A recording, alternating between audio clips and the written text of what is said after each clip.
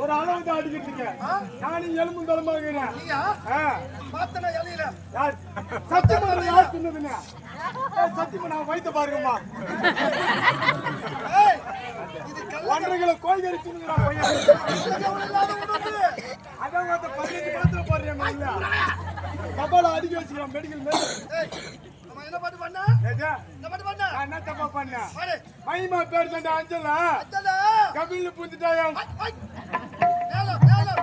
தப்பா நினைக்காதீங்கம்மா. நான் ஒரு தொத்து வாங்கிட்டா ஏதோ புலால அடிச்சு விட்டேன். ஏதோ அடிச்சா புலா ஓத்தா எதுல பெத்தா வந்தா இல்ல புடிங்க ராசாங்க. எங்க போறா? வீட்டுக்கு. ஆத்தாடா அரை மணி நேரம் போடா.